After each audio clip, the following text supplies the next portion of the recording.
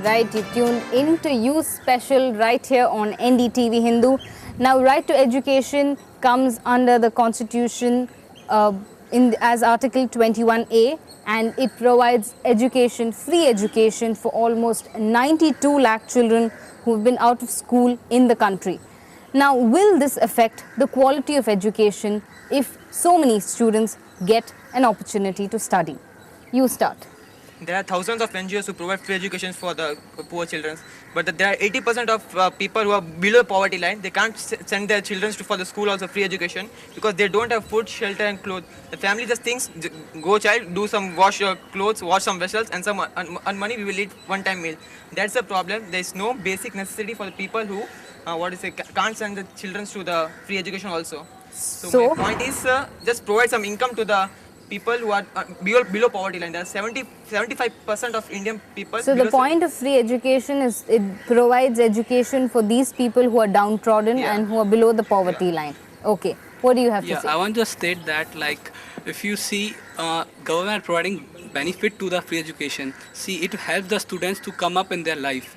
They have a basic knowledge to face the world, and they will be self-developed to do anything what they want in future. Understanding the fact that if they learn more, they are more aware of what they are doing and how they are doing it. So they develop. They'll be self-confident and they can work what they want to do. They can achieve in future. We have we can say our ex-president APJ Abdul Kalam. Even he was a poor. He don't have proper education, but he cultivated something himself, and he's become. He was the ex-president, and now he's become a very popular scientist also. Agreed. Point taken. Yes, tell me. Let it be they have given the free education. Who guarantees the job? Like 1 lakh MBAs don't get the job. Then do you think these students will get the job? I don't think so. Okay, she's saying she has something to say about that. About getting the job or not getting the job is not the point here. Quality of education here comes is something is always better than nothing. You should have at least something is there. He can develop a personality out of himself when he's educated. I can face the world. If I don't have the basic knowledge of how to speak to people, how would I ever come up in life for any damn small thing? Okay, yeah. He has something to say about that. How can you live in a world without money? Without your food, your breakfast and your lunch, your dinner? How can you live? Okay, yeah, he has something to say. I don't think so. It's always good to be negative. I think they are taking an attempt. By giving education, they're opening up the opportunities for them to earn good money. They will get job. Who said they will not get job? Thousands of MBAs have not got a job. Let them not get. But they are getting the foundation. They might develop more interest into studies. They might come up more in life. They may leave behind MBAs. But when it is reaching rural people, if they are coming up, what else India needs? That is the best thing we can ever get. But the main point is that the school infrastructure is much important. The infrastructure and the school environment makes a child to achieve. You can study under a tree, but when you are getting a quality education, I think that should do. But for that, recruitment of teachers is essential. If 1 lakh of students are getting educated now, nearly 2,000 teachers should be recruited for that. Our teachers are getting much pay scale? Are they looking for that quality education? Even in the current scenario, there is a lot of shortage of teachers and there's a lack of infrastructure which actually lowers the quality of education, and he has something to add to that. I don't agree the word that she said. What it is, something is better than nothing. Already there is a false statement in India that the quality of education given in government schools are far cheaper when compared with a student who is studying in CBSE or matriculation. So in such cases, why do always our government is want the poor to be poor? If something is given for a poor, then why many things is given for rich? Why there is no equality? This creates some discrimination in terms of education also. India is a country where there is discrimination in terms of caste. Now we are leading to create a discrimination in terms of education. This must be avoided. Discrimination in the terms of education, in the sense a student who is studying in a government school do not have that much practical knowledge, that much exposure. He may be not knowing what is what, the basic concept in it. Whereas a student who is studying in a matriculation, though he pays off money, still there is discrimination is there, and it's still surveying, and it creates a great problem in college level.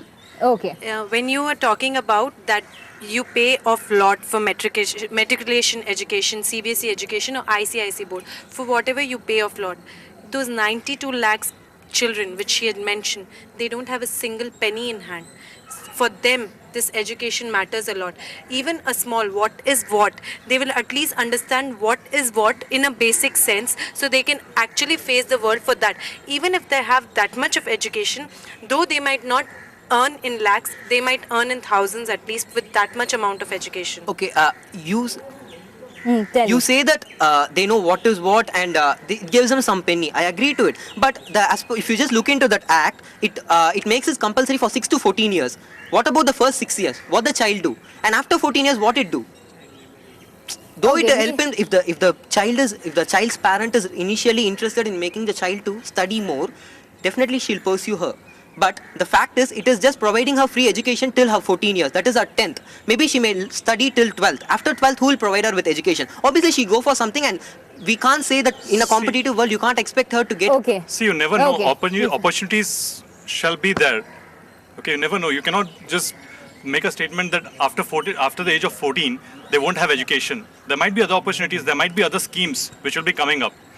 Again, talking about the quality of the education, why don't you understand that since the government has implemented such a bill, it will also look into the matter that they are bringing in such quality of faculties, the teachers, so that the quality of education is not degraded. So his point is that as the bill is implemented, the quality also will be taken care of. Yeah. I don't think quality will be taken care of, because I don't think the quality will be taken care of, because as friend said that from 6 to 14 age, do you think that for 13th age a person will get education directly? I don't think, because if from age of 1 to 13 they didn't study anything, but from 13th age they'll be given to school only for 1 year. I don't think it is a quality. Either they should See, that is what you're saying is that if a person who's 13 years old will be, but that's 1 year of education is what he's getting. The fact that from as she said, from nothing at all, he's at least getting something to learn in that 1 year. Maybe it can change luck for him. But they should start from starting, not direct to 13th age. It also depends upon the syllabus that the government brings in. It's not necessary that only the KG students are allowed to, are made studying ABCD. Okay, it's Yes. not necessary. An individual can also start studying ABCD right from first standard. Exactly. Point taken. The syllabus is more important. You wanted to say something. All of you here are more concerned about the job opportunities and what about the future, what will happen. But let me remind you, in the olden days, the same issue had cropped up. When the kings and the queens were ruling our country, the Queen of Kerala had the same concern, and that time the Diwan Mr. C.P. Ramaswamy, he advised the Queen to make education a compulsory for each and every child. And today we see the result. Today Kerala is the highest in the literacy rate. It has 99% of literacy rate. Why don't you see those advantages? Why do you have to see always about the employment opportunities and the other things? Okay, so point well taken. That's what the bill is enforcing, not only in state, Kerala as a state. I think it's taken off as an example from there, and it's going national level, and a right to education will make education compulsory for the age of students between 6 years to 14 years. Well, that's a lot more coming up. Don't go away. We'll be right back on News Special.